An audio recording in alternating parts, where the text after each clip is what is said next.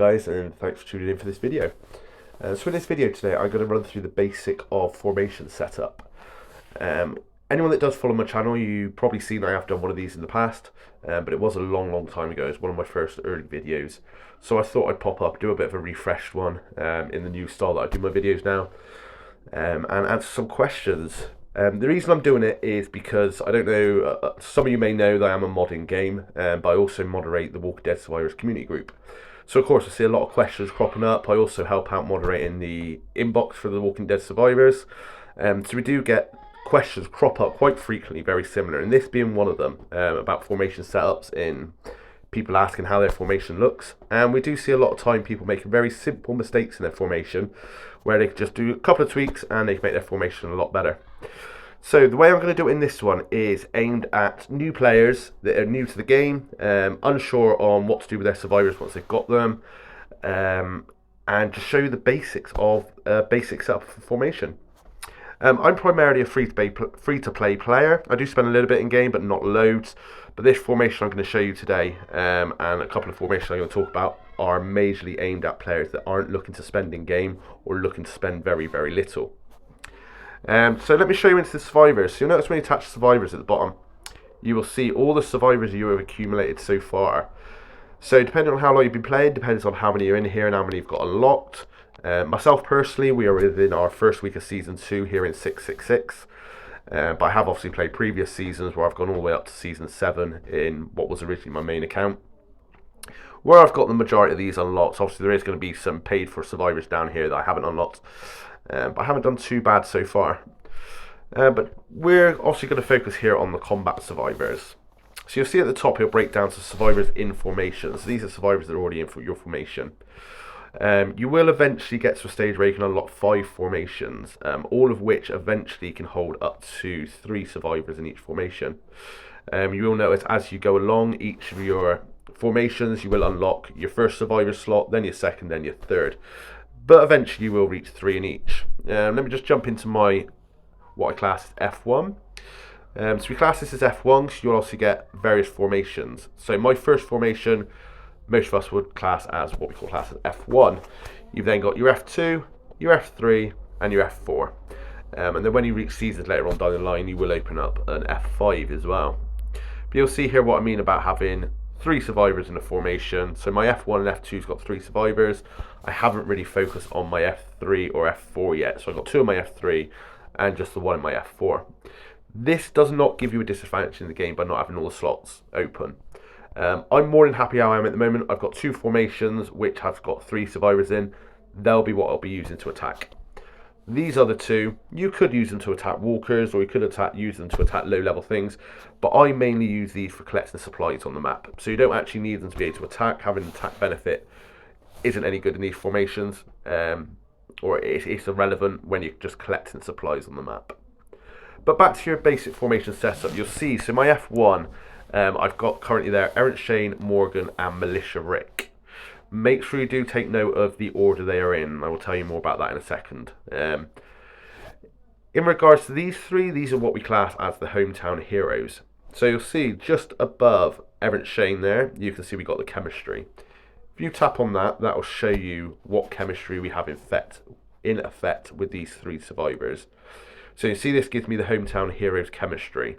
By having all 3 of them in the formation, it gives me the maximum buffs available. So here I've got active, as you can see, 20% on defense of survivors crew, 20% on the health of survivors crew, and +1 on the speed of survivors. So I've unlocked the maximum buffs I can by using that chemistry. But let's break this down into why I've put them in this order, and why these 3. Well, I've already touched on why these 3, because they're the hometown heroes. But I put them in the order of Shane first. So if we go into Shane, you will clearly see just below his name, it will show he's combat survivor, and it also shows front. So that front there is basically telling you where he performs better. So his skills, his abilities, they perform better when he is in the front row of your formation.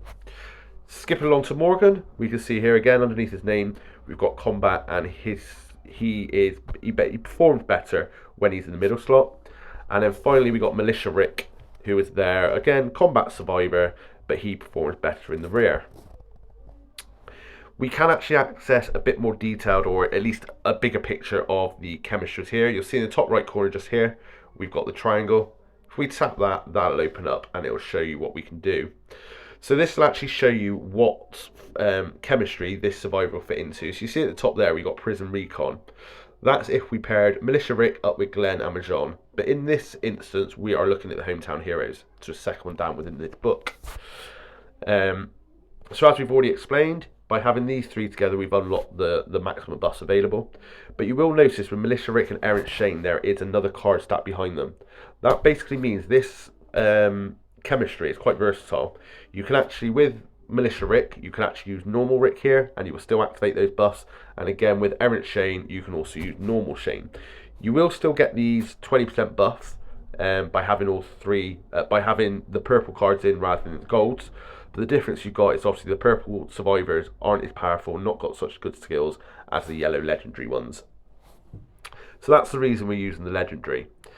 Anyone that has been playing this game, even for a couple of weeks, you will start to work out that legendary survivors aren't always the easiest to level up. This is because you need medals to upgrade them.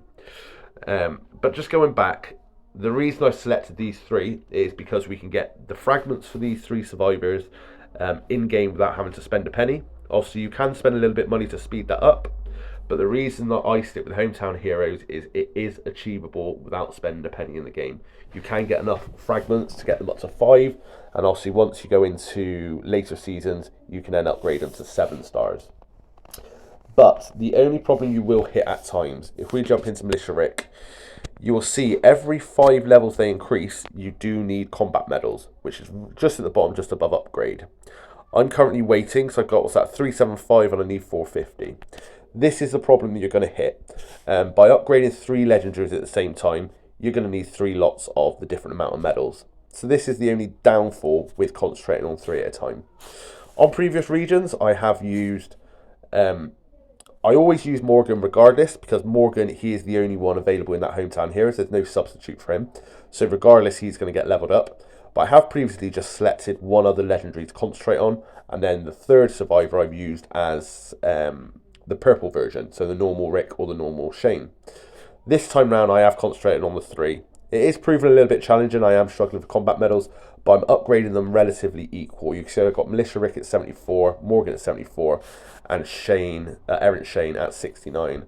He's obviously going to be the next one to go up, so I've got 375 medals at the minute. Only need another 25, and I can get him to the same level as what I've got, Militia Rick and Morgan. If you feel you can't get the combat medals easy enough, by all means, Morgan, 100% concentrate on, but then choose between Militia Rick or Errant Shane. Decide which one you want to level up and put your efforts into that one. And then once you've got that one to 5 stars and level 100, you can then look at then pumping your medals into the third one. Entirely up to you which way you do it. As I say, it is certainly possible by doing all 3 at the same time. I have proved that to myself. I am having to wait days in between before I get the medals, but that is the whole morale of the game, and it'll always be the same. So yeah, the choice is yours. Either concentrate on the 2, Morgan, and then a selective other one, or concentrate on all 3 and level them up all together. So just to recap what we've gone over then, guys, just really quick. The reason... Oh, sorry, I put up the chat. So as we said, if you are free to play, just starting a game, brand new to the game, definitely I would advise concentrate on Errant Shane, Morgan, Militia Rick, put them in a formation together, make sure you are checking out where they sit in your formation. So again, Militia Rick in the rear, Morgan in the middle, and Errant Shane in the front. That will make sure they perform to the best of their abilities. The other thing you have got to think about is what troops to use. So you can see here currently I have got full melee. That's only because I've just got up to T7, and my T7 melee were the first ones to get there. So I have flooded this one out all with T7 melee, purely so I can make it a T7 formation, a tier 7 troop formation. But ideally, if you are just looking at attacking walkers, the best thing to do with your troops is melee, sharpshooters, then cavalry. But there is different formulas, different methods you can use in putting the relevant troops into these to counter your enemies or the other players. But we will go into that in more depth later on in a later video. I don't want to mind boggle you too much with too much detail on that.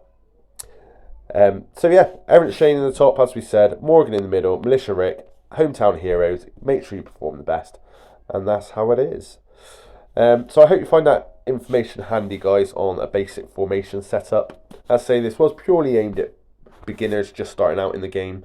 There will be various other training videos I will be creating. By all means, if there is anything you want me to cover, drop it down in the comments. But that is it for me today, guys. I hope you find this useful. Please remember to hit subscribe so you catch up with my other training videos or my other gameplay content. And I hope to catch up with you on a later video. Take it steady, guys.